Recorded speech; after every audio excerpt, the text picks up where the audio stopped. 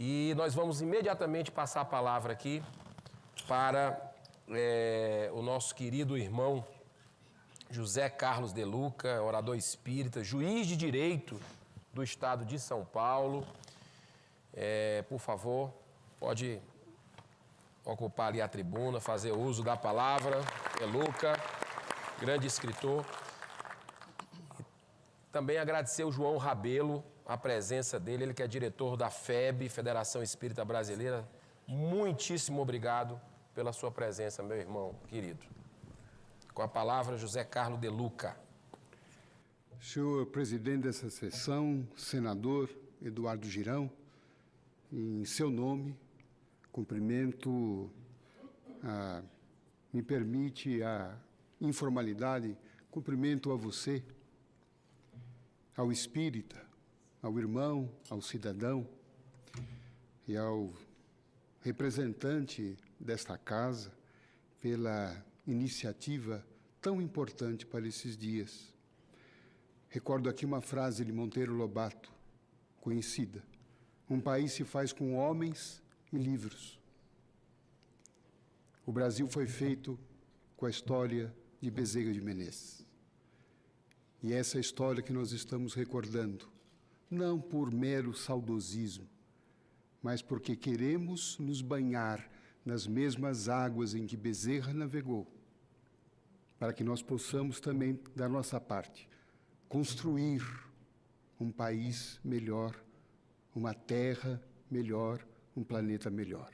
Em seu nome, cumprimento todos os senadores, funcionários dessa casa, servidores do seu gabinete e todos aqueles que se empenharam para que essa cerimônia pudesse realizar. Também cumprimento o nosso presidente Jorge Godinho, da Federação Espírita Brasileira. Em seu nome, presidente, cumprimento não só a Vossa Excelência, ao amigo, ao dirigente da nossa federação, mas também a toda a família espírita que está aqui conosco, presente, toda a família que ama Bezerra de Menezes, todos os espíritas que estão nos acompanhando pelas redes sociais, pela televisão. É uma alegria poder participar dessa cerimônia ao lado de Vossa Excelência, ao lado também de presidentes das demais federações do Ceará e também do Distrito Federal, a quem cumprimento os referidos companheiros. Eu queria, com o perdão da ousadia, entrar nesta disputa de Bezerra de Menezes. Eu digo que ele nasceu no Ceará, passou ali pelo Rio Grande do Norte, mas tudo isso aconteceu porque ele não conheceu São Paulo, e se tivesse conhecido, a história certamente seria outra.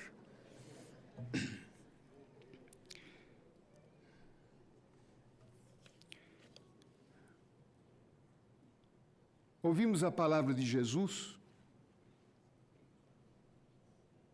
um alerta importante.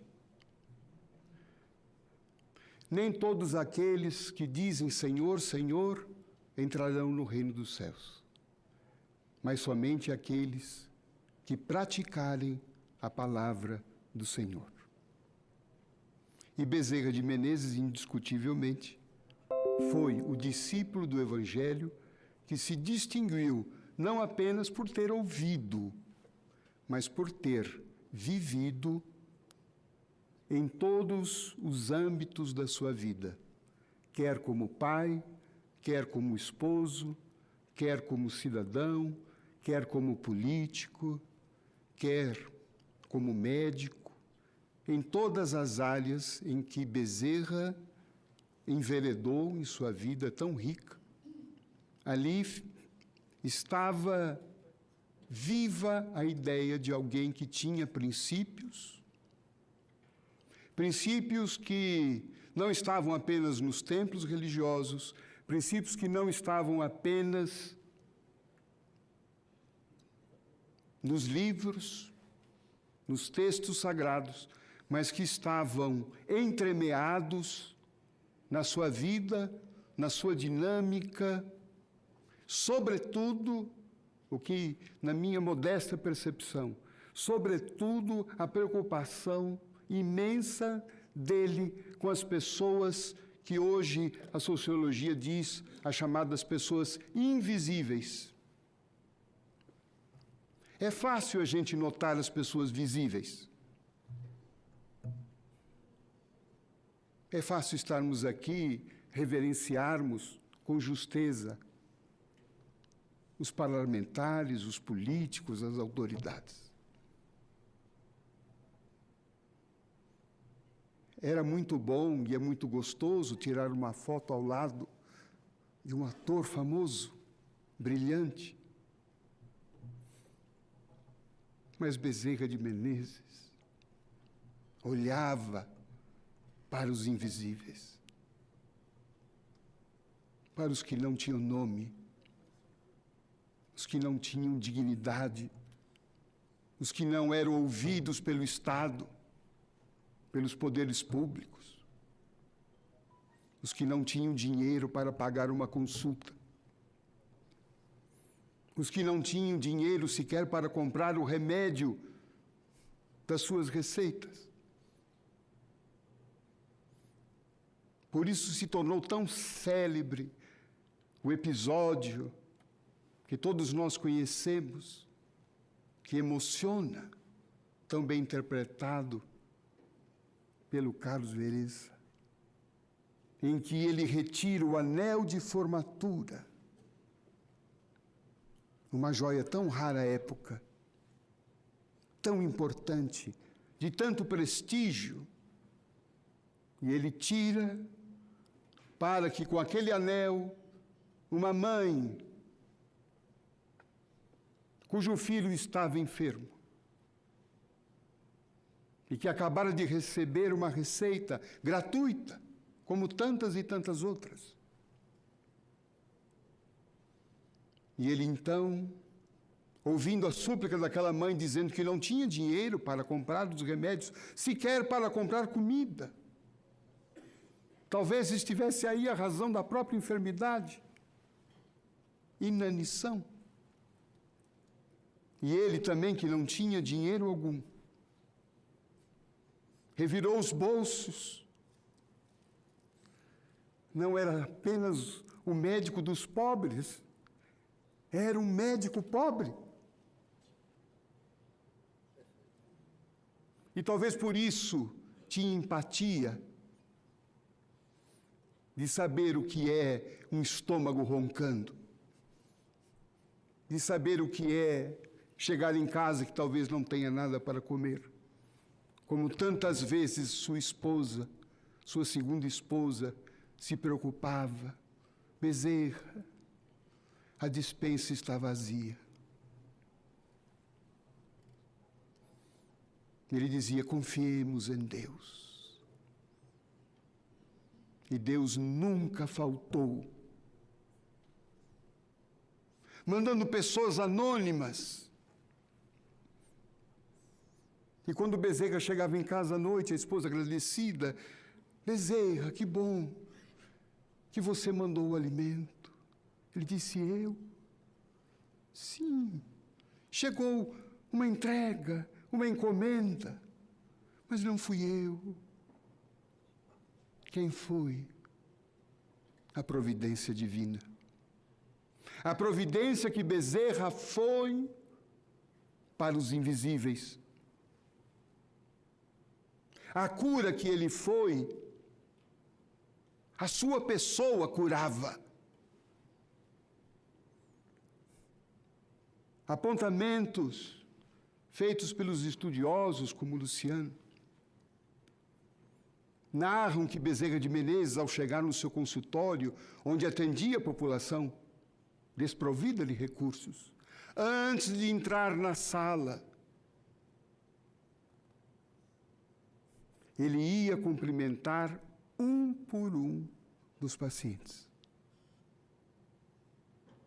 e os abraçava e os olhava.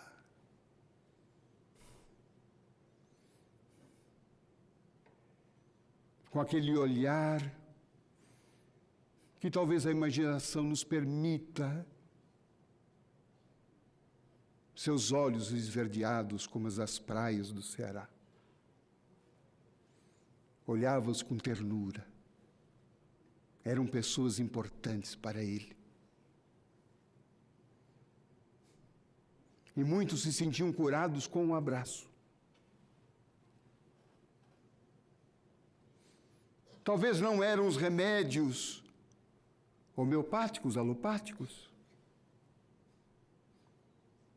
dos quais muitos talvez nem dinheiro tinham para comprar. Era o acolhimento, certamente suprindo a carência emocional de cada um, o que provavelmente seja o cerne das nossas enfermidades.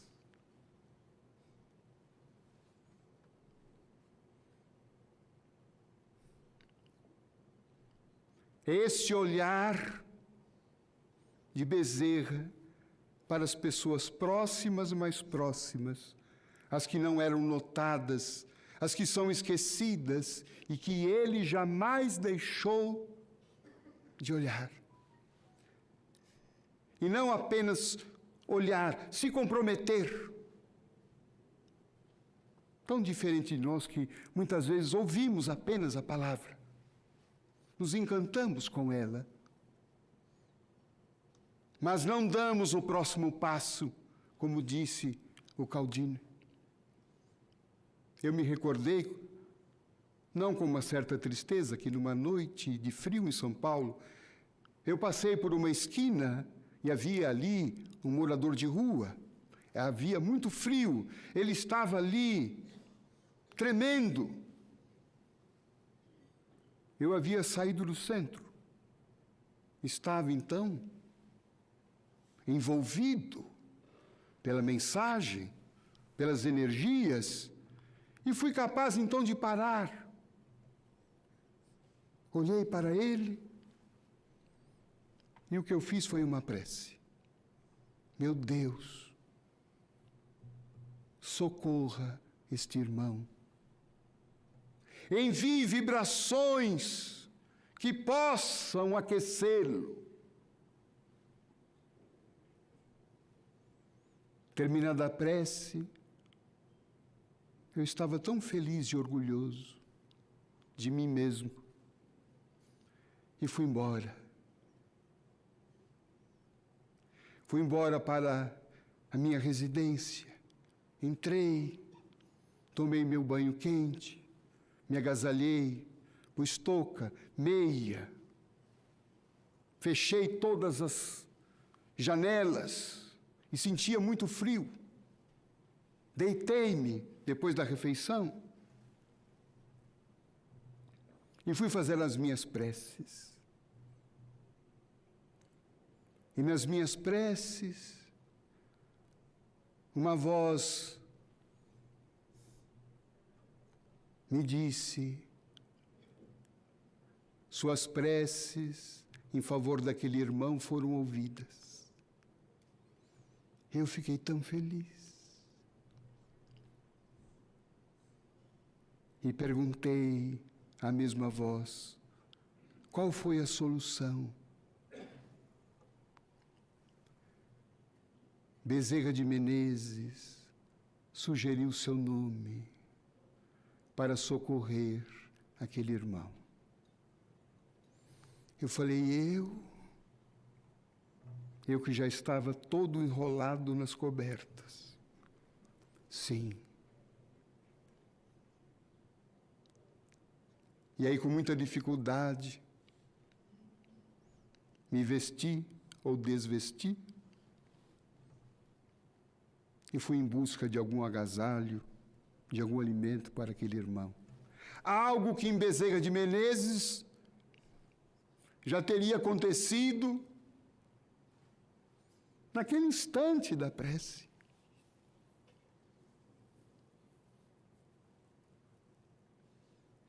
Ou talvez ele nem tivesse orado. Ou a sua oração teria sido a própria caridade. Ter tirado a roupa, ter tirado o próprio casaco, ter atravessado a rua, comprar um café com leite e ter se ajoelhado para conversar com aquele irmão. Perguntar o nome dele. E muitas vezes em nossos trabalhos sociais, no grupo espírita que pertencemos, sempre temos essa lembrança, perguntar o nome desses irmãos de rua. E quando nós perguntamos qual é o seu nome, muitos deles se assustam, porque já perderam tanto a dignidade, que muitos nem sequer se lembram quem são e como se chamam. Mas Bezerra de Menezes era esse coração aberto, coração pronto. Não era para depois.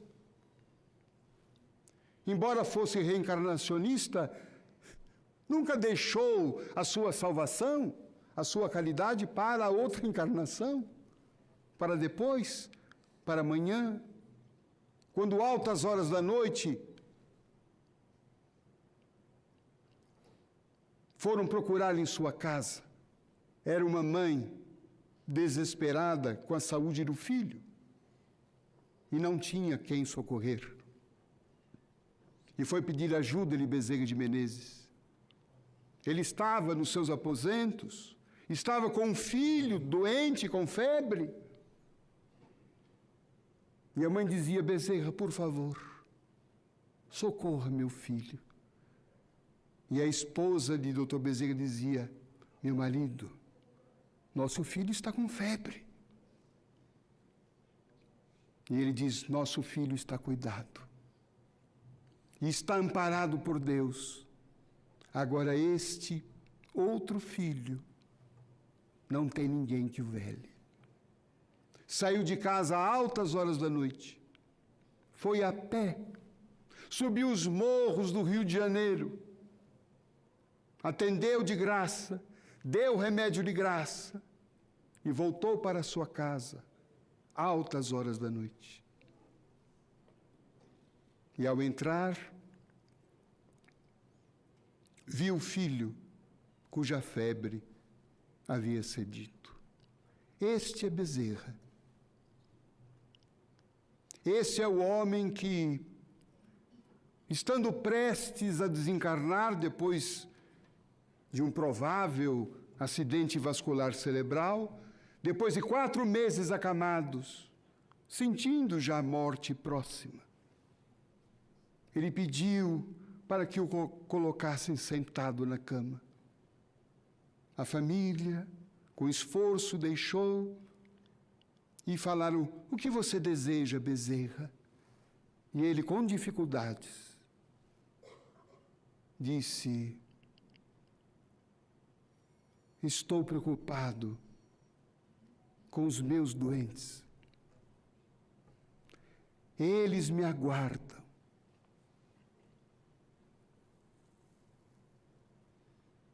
Mas a Senhora há de ampará-los. Esta fala a mim me tocou muito. Quando ele diz, comovido: os meus doentes me aguardam. Ele estava preocupado com os doentes. Senhor senador Girão, o povo nos aguarda. O povo aguarda essa casa, aguarda Vossa Excelência e vossos pares, aguarda os juízes, aguarda os médicos, os professores, os artistas. Aguarda todos nós.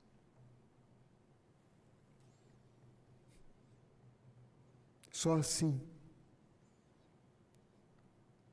a nossa homenagem a Bezerra de Menezes será viva. Ainda ontem, em nosso centro, fazendo um trabalho em homenagem a Dr. Bezerra,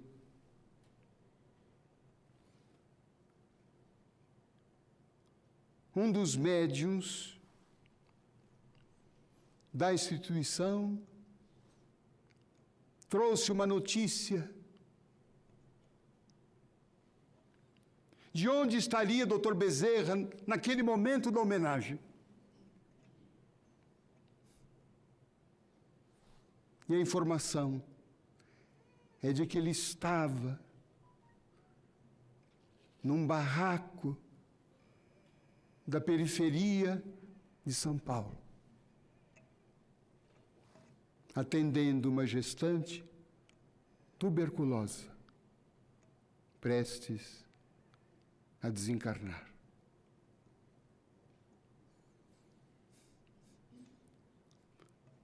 Bezerra está nos esperando. O Cristo está nos esperando. E as nossas mãos não podem ficar mais ociosas. Gratidão a todos.